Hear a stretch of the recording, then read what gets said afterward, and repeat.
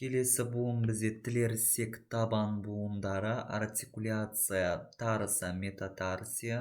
Бұл буын бізде мына тілерсек сүйектері мен табан сүйектерінің аралығында орналасқан буындар болып саналады. Топографиялық орналасуына қарай негізінен үш буынға бөлінеді.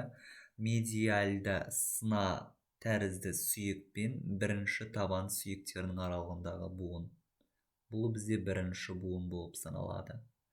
Және де аралық латеральды сына сүйектері мен екінші, үшінші табан сүйектерінің аралығындағы буын.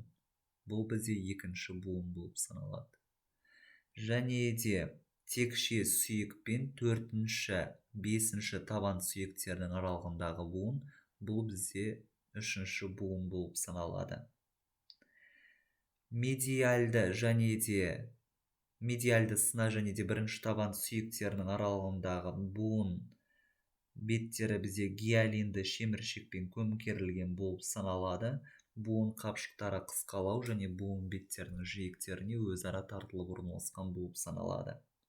Буын қапшықтарының байламдарына келетін болсақ, негізінен лигаментум интеросса, бұл көбінесе бізде табан сүйектерінің негізінде орналасатын, яғни сүйек аралық байламдар болып саналады. Одан кейінгі бізде сүйек аралық дорзальды тілерсек табан байламдары лигаментум тарса, метатарсалия, дорзалия. Бұл яғни мына дорзальды бетінде орналасатын негізгі байлам болып саналады. Және табандық тілерсек табан байламдары лигаментум тарса, метатарсалия, плантария деп аталады. Бұл буын қапшығының төменгі бөлігінде орналасатын байламға жатады. Сонымен қатар сүйек аралық табан байламдары лигаментум метатарсия деп аталатын да байламдар бар бізде. Және де сына табан байламдары лигаментум куния, метатарсия деп аталатын байламдар да болады. Бұлар бізде өздерінің атайтып тұрғандай сына тәрізді сүйек пен табан сүйектерінің аралығында орналасатын байламдар. Және бұл байламдардан басқа бізде маңызы бар негізінен екі байлам бар. Медиальды сына және табан байламы. Бұл бізде медиальды сына тәрізді сүйек пен екінші табан сүйектерінің аралығындағы байлам болып саналады. Және латеральды сына табан байламы мына латеральды сына тәрізді сүйек пен екінші табан сүйегінің аралығында орналасатын байлам болып саналады осы жерде. Және де бұлардың негізгі қызметі буында болатын қозғалыстың көлемін кішірейту деп айтамыз. Ендігі дәл осы тілерсек табан буындарының барлығының бізде практикалық тұрғыдан қарайтын болсақ, кесуге қолайлы анатомиялық құрылымдары болады. Дәл осы екі байлам арқылы бұлар бізде бүкіл тілерсек табан буындарын кесуге ыңғайлы болып саналады. Сол үшін де бұл байламдарды Лис-Франков буынының кілті деп атасақ та болады. Ендігі мына медиальды сына және бірінші табан сүйектерінің аралығындағы буынның беті, яғни пішіні бұл бізде ер тоқым тәрізді буынға жатады. Және де қозғалыс бізде сагитальды біліктің бойында қозғалыс жасайтын болып саналады, бірақ та бұл шағын келген қозғалыс.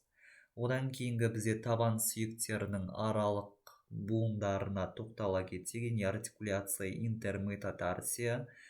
Бұлар негізінен мына табан сүйектердің бір-біріне қараған беттерінен құралатын болып саналады. Буын беттері гиалинді шеміршекпен қапталған. Буын қапшықтары өте қысқалау келген болып саналады. Және буын беттерінің жиектеріне өзара тартылып орналасады. Сонымен қатар ендігі бұның негізінен үш түрлі байламы болады. Яғни табан сүйектерінің аралығындағы лигаментум метатарсия, интеросса сүйек аралық байламдары. Және де лигаментум метатарсия, дорзалия, дорзальды